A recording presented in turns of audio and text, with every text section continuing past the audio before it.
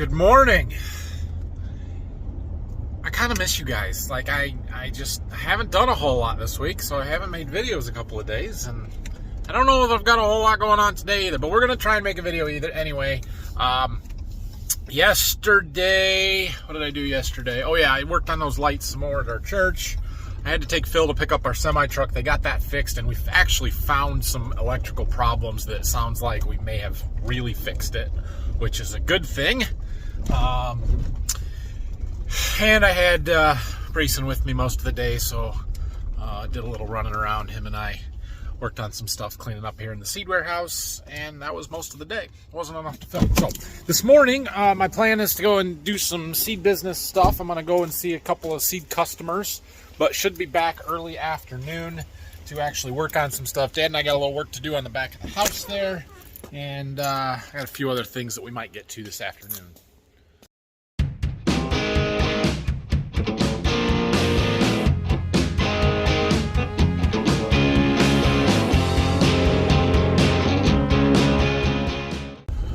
We did kind of luck out and not really get any rain yesterday, but it's not been drying very fast, let's say that. So chances of rain again today, and then the weather looks like it's going to clear off.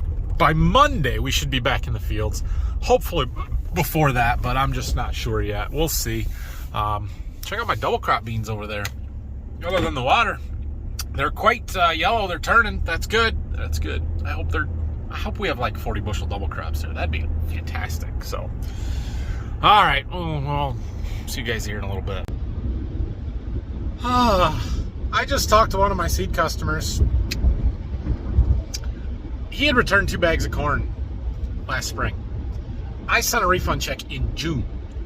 I have it written down when I wrote it in June.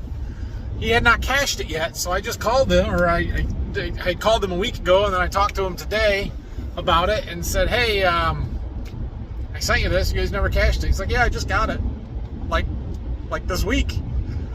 What? Okay, our mail system, I tell you, that's not good when it takes 3 months to get checks in the mail. Yeah, oh well. Well, I just made another stop. Was here for a little while talking. Had a good conversation with the customer, and it rained again. Of course it did. Fortunately, we're kind of far away from our home farm, and I don't know if we got the rain there, but I'm just north of Berkey. I'm sure it rained there. Still wet. There's something up here I wanted to show you guys. You see this field? See how green that field is? Wow. So that's been harvested. That was corn. It's been worked. All of that green out there is volunteer corn. Whole bud. Now, I'm not trying to call out the neighbors here because I don't even know whose field that is. Doesn't matter. I'm not even going to tell you where it's at. But that's a lot of volunteer corn. So when I see a few kernels come out the back of my combine, I'm not so worried about it. And, you know, yeah. Usually it's too cold in the fall for the corn to grow like that and have volunteer issues. But this year we harvested so early and got stuff done, and it's warm and wet and all that volunteer corn. Oh man, it continues into the next field. That is a lot. But here's the thing, right? So it looks really bad. 1 bushel of loss is not considered unacceptable. We would like to have less than that, but it's not horrible. So 1 bushel per acre of loss would be roughly 90,000 kernels of corn. When we plant corn, like to actually plant corn, we plant somewhere in the 30 to 32,000 kernels per acre range. So you're at a bushel loss, at an acceptable loss letter, you're seeding 3 times the rate that we would plant. So it's going to look really thick. It's going to look bad. That's actually probably not that terrible. It just looks really bad. And yeah, hopefully our combine does a better job, but that's why we spend a little time dialing it in and checking losses and making sure that everything is working right. So I'm getting ready to head back to Waldron. Berkey is right over there, like a mile or 2. Waldron is that way. I think that settles the debate about which way we're going to be combining next. Oh, look, marshmallows. Anyway, blue skies to the west and rain here. We've had about 4/10 today. Here, we're still at a half of a tent at Waldron from yesterday and today, so guess we don't have to move yet. All right, I'm back. I'm gonna work on this power porch a little bit, try and figure some stuff out, didn't I? So, the plan here is to wrap this beam with some oak, and then to wrap this post or replace this post or whatever, and then put some decorative pieces in here, kind of like so. And we're trying to figure out what the angle is going to be, where they're going to hit, how all that's going to look. All right, well, I'm not sure if Dad's just trying to not step on my toes, or if he's using this as a learning opportunity for me and trying to teach me how to do this, but he's kind of leaving it up to me. He did help me figure out the way to do this and how and stuff, but I made some blocks, 10 3/8. This one goes up here. So I need to, hold on, let me turn the camera.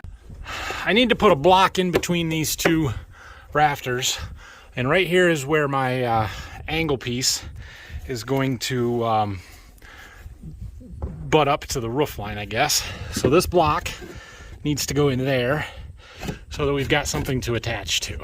I cut it just about right. That's good. But notice how this beam is flush with the edge of that rafter, and it sits on the inside. So the beam is going to do the same thing. So we need to fill in this gap so we've got something to attach it to. Yeah, so that's step one. And what we have done here is split this into thirds. So we measured the distance from the peak down to the angle there, and then divided it by 3, and that is this measurement from the peak. It's like 38 inches, which I think will look good, and we measured that the same on the other side, and so that'll be where our boards kind of come down to this juncture in the middle here. Kind of like so. Now we do one on the other side. Okay, so now I need to put a box up there, a square of some sort or something, for them to kind of frame around. And I might have to do something similar on the top here. That one might be a little more difficult. We're gonna worry about the sides for right now. So the plan is to leave this vertical upright in place. We're gonna take some 1.5 inch wide or thick oak boards. We're gonna put one on each side of it. We're gonna put a 3/4 inch face board on this, and then a 3/4 inch face board along the back, because we're gonna wrap this beam with 3/4 inch oak on all 4 sides. And we want this to be flush around it, and we want this beam to look substantial enough to kind of balance out this one's wide. It's gonna be 10 or 11 inches, I think, after we wrap it. So we need it to be, more than just this 2-inch or a real skinny beam. So it's gonna end up being 4.5 this way. It's gonna be 7 deep. This is 6. No, it's gonna be 7.5 deep. It'll be 3/4 out in the front here, 3/4 behind this beam. So we'll be 7.5. And so up there, we're gonna be the same. So we're gonna be 3/4 of an inch out from here, and then 3/4 of an inch on the other side of this beam. It'll be 7.5 by 4.5. And I think we need to have a block or something in there for them to put the J-trim around that's going to do the ceiling. They're going to do soffit ceiling in here.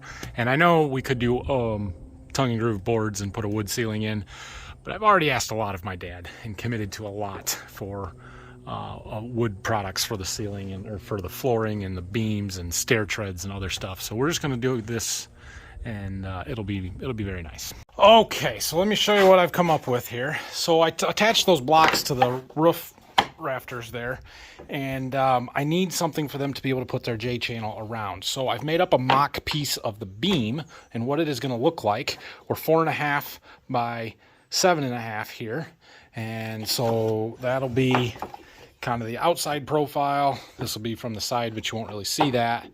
And I'm going to attach it to this block that I made, and then we can take this, and once that's one piece, we can screw this block right into the one that we put up on the ceiling and get it in place right, and then they can trim around it. When they're done, we can pull the screws out of that, take this down, replace it with what we're actually going to have up there. So I just need to make another one. Okay, back down here at the house, we've got our 2 blocks made up. So it is important that they go in the right spot. So I double checked my measurements and I drew a center line on there. I put a center line mark on here. I need to draw that across a little bit better so that it can be seen. And then we can screw them up there. They need to sit like this. It's not going to be flush with this board because the trim, the box part, is going to be outside of that. But the center block should be flush with this edge. So yeah, just make sure we get them square and in the right spot, and then we'll be good.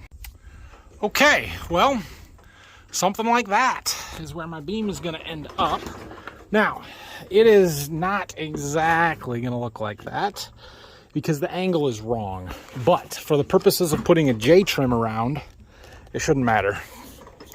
So this is not going to sit at 90 degrees to the roof. Otherwise, it will not hit there. I'll show you when I get down and you can look back and see. But this is on pace to hit about here, or not even close.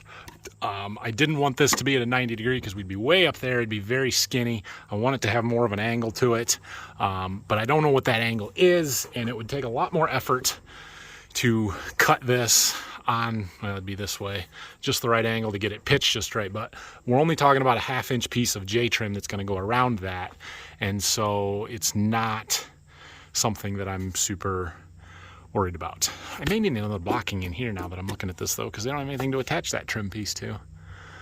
Yeah, anyway, I'm going to do the other one. I've got it centered exactly how I want it. Those lines match. This line matches up there, matches here, matches on the other side. We're good there. Okay, well, there you can see my 2 blocks, and you can see how they point more so there than over there where they need to. But like I said, I don't think that will be a problem because we're just doing this to get the trim around it, and it'll be in the hole. It'll be just right. We'll just come out on a little bit of an angle. Okay, I want to work around the top a little bit and see if I can't figure out what I got to do up there. I got some more pieces. We'll go put these up. So in order to get our 4.5 inch width on this beam, we're just going to take 1.5 inch piece and put it on both sides, so it'll look something like that.